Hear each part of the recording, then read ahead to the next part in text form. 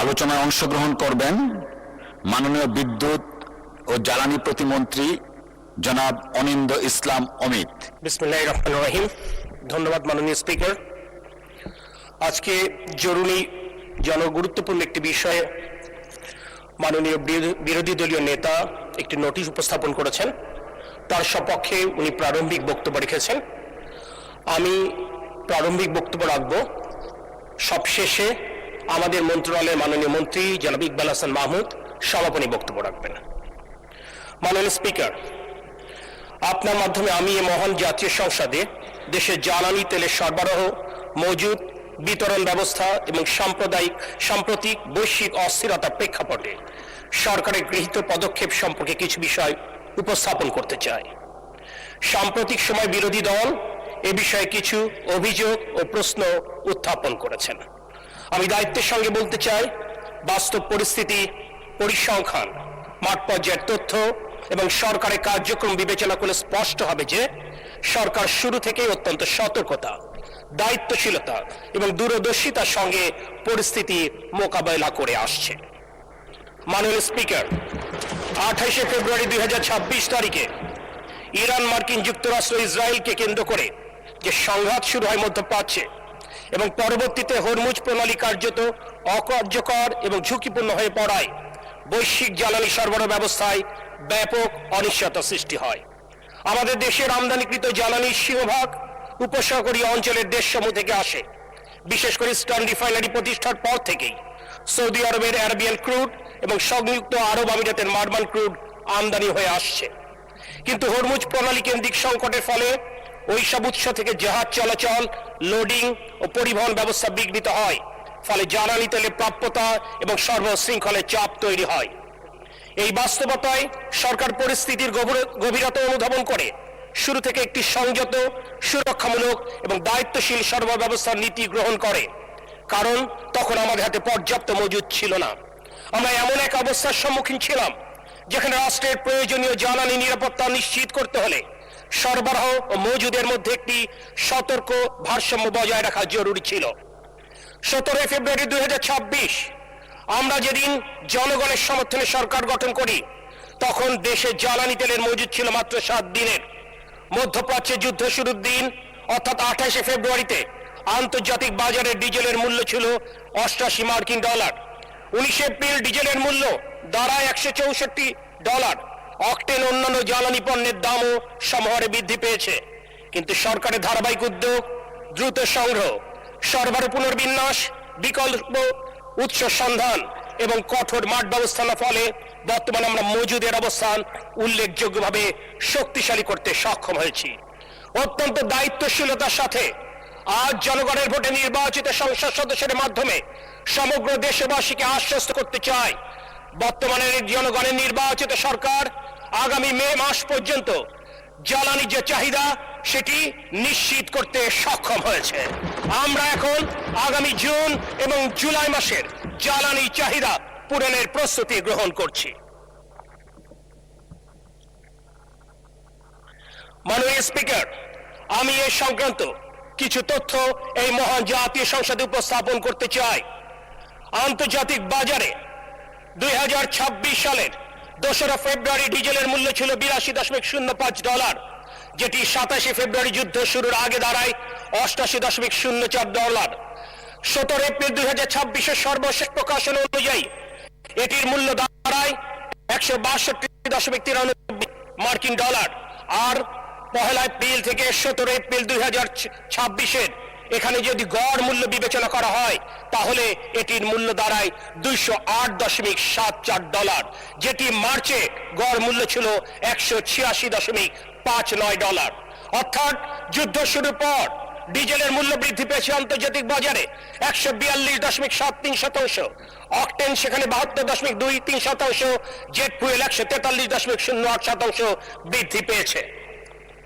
মাননীয় স্পিকার, এই যুদ্ধ পরিস্থিতির পর অন্যান্য দেশগুলো কি উদ্যোগ নিয়েছে আমরা যদি দেখি তাহলে আমরা দেখব পাকিস্তানে অকটেনের মূল্য বৃদ্ধি পেয়েছে 38%, যেখানে ডিজেলের মূল্য তারা বৃদ্ধি করেছে 40%। ভারতের মূল্য দেখলে মনে হবে যে তারা মূল্য বৃদ্ধি করেনি, কিন্তু তারা শুল্ক কাঠামোর পুনর্বিন্যাস ঘটিয়ে মূল্য স্বাভাবিক রাখবার চেষ্টা করে যাচ্ছে। শ্রীলঙ্কায় অক্টেনের মূল্য বৃদ্ধি পেয়েছে 44%, ডিজেলের মূল্য 35%। একইভাবে অবাক করা কথা যে মার্কিন যুক্তরাষ্ট্রে বিশাল তেলের মজুত রয়েছে, সেই যুক্তরাষ্ট্র আজকে তার অক্টেন মূল্য বৃদ্ধি পেয়েছে 50% এবং ডিজেলের মূল্য বৃদ্ধি পেয়েছে 50%। সেখানে আমাদের এই প্রিয় মাতৃভূমি বাংলাদেশে আন্তর্জাতিক বাজারের সাথে সমন্বয় রেখে মাত্র আমরা পেট্রোল ডিজেল অক্টেনের মূল্য 10 থেকে মাত্র 17% বৃদ্ধি করেছি। যদিও যুদ্ধ শুরুর প্রথম 45 দিন বাংলাদেশের খেটে খাওয়া কৃষক, যারা এই বাংলাদেশের অর্থনীতির মূল চালিকা শক্তি, তাদের সেচের কথা বিবেচনা করে এই সরকার মূল্য সমন্বয়ের প্রচন্ড চাপ থাকবার পরেও মূল্য সমন্বয় করবার চিন্তা করেনি। 14 এপ্রিল এরপরে যখন সেচের জন্য বিদ্যুৎ এবং ডিজেলের চাহিদা কমা শুরু করেছে, তখন বাস্তবতার নিরিখেই মূল্য সমন্বয় করতে হয়েছে। সমালোচকেরা অনেক কথা বলতে পারেন, কিন্তু যদি এই মূল্য সমন্বয় আমরা না করতাম, তাহলে আলটিমেটলি এই দেশের খেটে খাওয়া কৃষকের জন্য ভর্তুকি মূল্যে সার, বীজ, কীটনাশক সরবরাহ করা সম্ভব হতো না। এদেশের প্রান্তিক জনগোষ্ঠী যারা সরকারি হাসপাতালে চিকিৎসা গ্রহণ করে, তাদের জন্য বিনামূল্যে ঔষধ সরবরাহ করা সম্ভব হতো না। আজকের মাননীয় প্রধানমন্ত্রী যে উদ্যোগ গ্রহণ করেছেন, আমাদের ছোট ছোট বাচ্চাদের জন্য প্রাথমিক বিদ্যালয়ে যারা পড়ালেখা করেন তাদেরকে বিনামূল্যে স্কুল ড্রেস এবং স্কুল ব্যাগ দেবার এই কর্মসূচিও বাধাগ্রস্ত হতো। আর সে কারণে বাস্তবতার নিরিখেই আমাদেরকে এই বিষয়গুলো সমন্বয় করতে হয়েছে। সারা বিশ্ব পরিস্থিতির দিকে যদি আমরা তাকাই, তাহলে অনেক কথাই বলতে হবে। যেহেতু সময় সংক্ষেপ, আমি বেশি কিছু বলবো না। প্রশ্ন উঠবে, সরকার যদি এত কিছু করে থাকে, তাহলে কেন এই সমস্যা এই প্রলম্বিত হচ্ছে? আমি দায়িত্বশীলতার সাথে বলতে চাই, পেট্রোল পাম্পে প্রাইভেট কারের লাইন কিংবা বাইকারদের লাইন জ্বালানি ব্যবস্থাপনার প্রকৃত চিত্রে সাক্ষ্য দেয় না।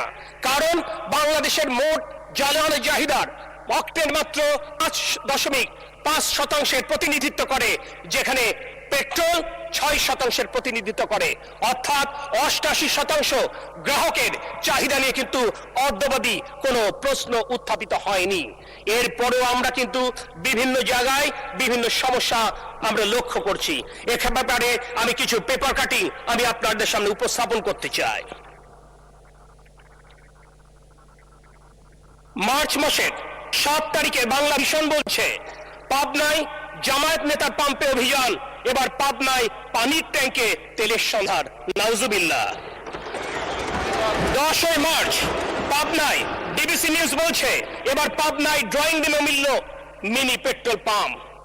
নাটোরে যুগান্তর বলছে, 8 তারিখ মার্চে সিংড়ায় মাটির নিচে 10,000 লিটার ডিজেল মজুদ। একইভাবে মার্চের 12 তারিখে ইনকিলাব বলছে, পাম্পে হাহাকার, চড়া দামে কালোবাজার সয়লাভ। নীলফামারীতে 18 তারিখের ঘটনা এপ্রিলের কাওয়ার ভ্যানে গোপন ফিলিং স্টেশন, অ্যাম্বুলেন্সে করে জ্বালানি তেল পাচার। কুষ্টিয়ার এপ্রিলের 8 তারিখের সংবাদ ঢাকা মেইল বলছে, কুষ্টিয়া রফিক ফিলিং স্টেশনে তেল পাচার নিয়ে সংঘর্ষ, আহত 7। এভাবেই চুয়াডাঙ্গায় অবৈধ তেলের মজুদ, ব্যবসায়ীকে কারাদণ্ড, অবৈধ জ্বালানি তেল মজুদের হিড়িক, অভিযানে জব্দ, তেল নেই সাইনবোর্ডের আড়ালে, অবৈধ মজুদ, ধরা পড়ল যমুনা টিভির ক্যামেরায়। এরকম অজস্র সংবাদ আমাদের দৃষ্টিগোচর হয়। অবাক বিস্ময় আজ মানব জমি পত্রিকায় দিয়েছে, অনলাইনে তেলের কালোবাজারি 300 চক্র। যেখানে অনলাইনে পেট্রোল পাম্পে যেখানে লম্বা লাইন, সেখানে অনলাইনে আমরা দেখতে পাচ্ছি যে 400 থেকে 350 থেকে 400 টাকায় অকটেন বিক্রি হচ্ছে। আমি নিশ্চিত এখানে উপস্থিত আমাদের অত্যন্ত দক্ষ ক্যারিশম্যাটিক মাননীয় স্বরাষ্ট্রমন্ত্রী এ ব্যাপারে নিশ্চয়ই দৃষ্টি দেবেন। আজকে আমি একটি কথা না বললেই নয়। 5ই আগস্ট গণ অভ্যুত্থান পরবর্তী সময়ে আমার সৌভাগ্য হয়েছিল আজকের বিরোধী দলীয় নেতার সাথে আমার প্রিয় জেলা শহর যশোরে সাক্ষাৎ করবার। অত্যন্ত সৌজন্য বিনিময় হয়েছিল। তিনি আমাকে ডাবের পানি দিয়ে আপ্যায়ন করেছিলেন। 1.5 বছর পর যখন সংসদে মাগরিবের নামাজে বিরতিকে একদিন দেখা হলো, আমাকে অবাক করে দিলেন। তিনি আমার নাম বলে সম্বোধন করলেন। একদিকে তার সৌজন্য, আর এইদিকে তার বুদ্ধিমত্তা এবং স্মরণ শক্তিতে আমি বিমোহিত হয়েছিলাম, কিন্তু আমি খুশি হতাম যদি তিনি স্নেহের আলিঙ্গনে আমাকে আলিঙ্গন করে এই সমস্যা সমাধানের জন্য পরামর্শ সময় শেষ, আপনার স্পিচটা শেষ করুন, এই পার্টটা শুধুমাত্র। দিকে তার পরামর্শে মিনিট। আমি যেমন স্বস্তি পেতাম, ঠিক একইভাবে দেশবাসী উপকৃত হতো। যথার্থই মাননীয় বিরোধী দলীয় নেতা বলেছেন, এটি আজ অভিযোগের বিষয় নয়, এটি কাউকে বিচারের কাঠগড়ায় দাঁড় করাবার বিষয় নয়, এটি সবাই মিলে সমস্যার সমাধানের ব্যাপার। আর তাই আজকে এই মহান জাতীয় সংসদে দাঁড়িয়ে আমি মাননীয় বিরোধী দলীয় নেতার মাধ্যমে এবং আপনার মাধ্যমে সকল সংসদ সদস্য বলতে চাই, যদি আপনাদের কাছে কোনো সুস্পষ্ট পরিকল্পনা থাকে, আমরা সেই পরিকল্পনা গ্রহণ করতে সদা প্রস্তুত। এক্ষেত্রে আমি উল্লেখ করতে চাই, আমরা ইতোমধ্যে দেশের শীর্ষ গণমাধ্যম ব্যক্তিত্বদের সাথে আমাদের মাননীয় মন্ত্রী জনাব ইকবাল হাসান মাহমুদের নেতৃত্বে আমরা বৈঠক করেছি। এই দেশের বিজ্ঞ জ্বালানি বিশেষজ্ঞদের সাথে ধারাবাহিকভাবে আমরা বৈঠক করে চলেছি। আগামী শনিবারও এরকম একটি বৈঠকের দিন নির্ধারিত রয়েছে। আমি গতকাল এই জুলাই অভ্যুত্থানের এক তারকা যোদ্ধা আবুল হাসনাতের কাছে আমি বলেছিলাম, ছোট ভাই তুমি অনেক বুদ্ধি।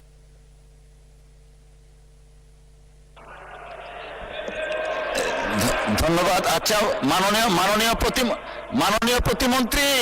মাননীয় প্রতিমন্ত্রী এই পার্টটা শেষ করেন, 2 মিনিট সময় দেওয়া হলো, ধন্যবাদ। টাইম কনস্ট্রেন্ট আছে আমি কিন্তু। তাই আজকে এই কথাটাই বলতে চাই, আমরা প্রতিনিয়ত প্রত্যেকের বুদ্ধি নিচ্ছি, পরামর্শ নিচ্ছি।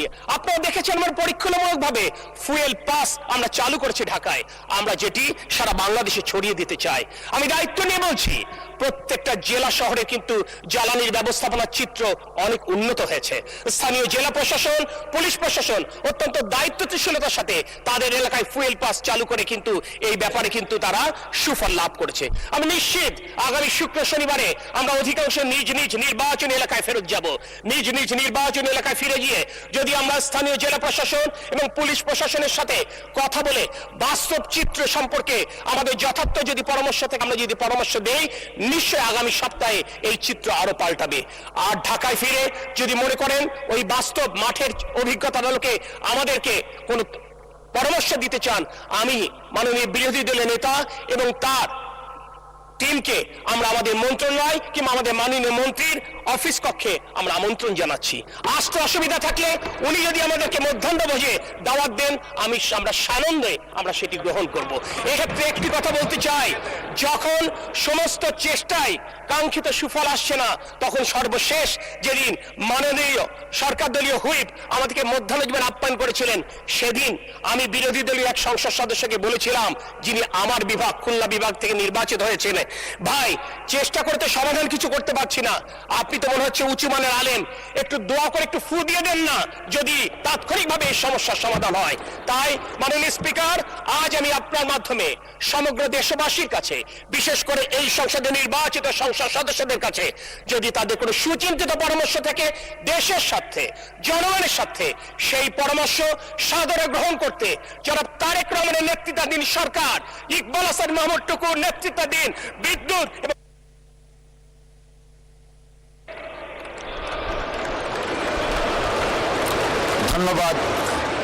ধন্যবাদ মাননীয় প্রতিমন্ত্রী।